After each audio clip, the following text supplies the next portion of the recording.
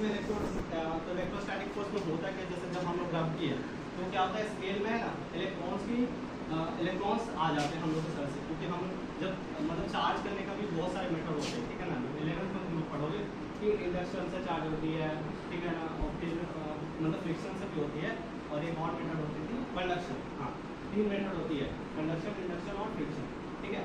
ये 3 तरह से कोई भी बॉडी चार्ज किया जाता है। तो जब हम लोग उसको रब करते हैं ना तो फ्रिक्शन से चार्ज हो जाती है स्केल, तो उसमें इलेक्ट्रॉन आ जाती है, इलेक्ट्रॉन की मतलब क्वांटिटी ज़्यादा हो जाती है, ठीक है ना। और जो हम लोग की जो पेपर्स है, ठीक है, उसमें तो वो तो इलेक्ट्रिकली न्यूट्रल है, उसमें तो होता ही है, इलेक्ट्रॉन और प्रोटॉन सेम अमाउंट में है। तो क्या करता है, जब ज़्यादा अमाउंट है, ठीक है, तो वो इलेक्ट्रॉन क्या करता है, वहाँ पर प्रोटॉन जब कम, जैसे फॉर एग्जाम्पल ये पेपर है, ठीक है, और ये है स्केल। जब स्केल को रब कर चुके हैं तो इलेक्ट्रॉन फिर हम लोग के पास ज़्यादा हो जाता है, मान लो कि 7-8 हो गए, और यहाँ पे प्रोटॉन हम लोग के पास कमी है। और ये रही पेपर्स, तो पेपर्स में क्या है, सेम अमाउंट में इलेक्ट्रॉन भी है, सेम अमाउंट में प्रोटॉन भी है। तो क्या करता है, जो नेगेटिव चार्ज जो ज़्यादा हो गई है वो क्या करता है, इसको अट्रैक्ट करता है, नेगेटिव और पॉजिटिव अट्रैक्ट कर लेता है, इसीलिए वो इलेक्ट्रोस्टैटिक फोर्स डेवलप करता है, समझना है। और फिर जो तीसरा फोर्स हो गया वो ग्रेविटेशनल फोर्स। ग्रेविटेशनल फोर्स तो हर जगह तुम लोग देखते हो, कोई भी बॉडी को तुम गिराओ वो कैसा फोर्स डेवलप करेगा, ग्रेविटेशनल फोर्स, क्यों, ग्रेविटी की वजह से, ठीक है। जैसे इसको गिरा, कौन सी फोर्स है, ग्रेविटेशनल फोर्स, ग्रेविटी है, इसको ग्रेविटेशनल फोर्स होती है। यही एग्जाम्पल इसमें लिखी हुई है, और कुछ। और साइड 10th में है कि ग्रेविटेशनल फोर्स नहीं, इसमें लिखा हुआ है। तो ये हो गया कॉन्टैक्ट फोर्स और नॉन कॉन्टैक्ट फोर्स।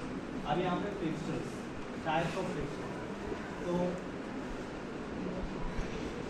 यहाँ पे 3 टाइप की फ्रिक्शंस दी हुई है, 3 टाइप की होती भी है। एक होती है स्टैटिक फ्रिक्शन, ठीक है, एक होती है काइनेटिक फ्रिक्शन, एक होती है रोलिंग फ्रिक्शन।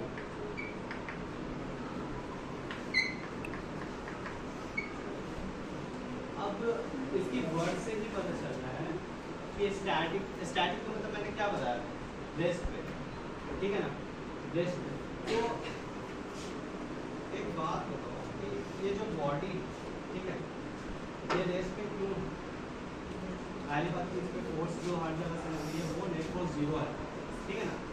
और दूसरी बात कि इसमें फ्रिक्शन भी लग रही है, ये जो सरफेस ये तो रफ है, ठीक है ना।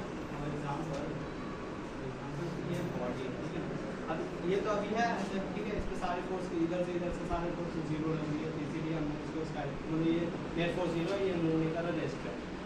अब इसको जब हम लोग टिल्ट कर रहे हैं, ये क्या कर रहा है, स्लाइड कर रहा है, इसमें फोर्स लग रहा है। अच्छा, ये कौन से फोर्स का, हम तो इसको ना ढकेल रहे हैं ना कुछ कर रहे हैं, ये फिर नीचे क्यों आ रहा है, ग्रेविटेशनल फोर्स भी है, सही बात है, लेकिन एक और फोर्स इस पर लगता है, फ्रिक्शनल, ठीक है, इसमें फ्रिक्शनल फोर्स। तो ये फ्रिक्शनल फोर्स अब जैसे ऐसे थी, ठीक है, कि इस पे जो स्टैटिक, ठीक है, स्टैटिक फ्रिक्शन क्या कर रही है कि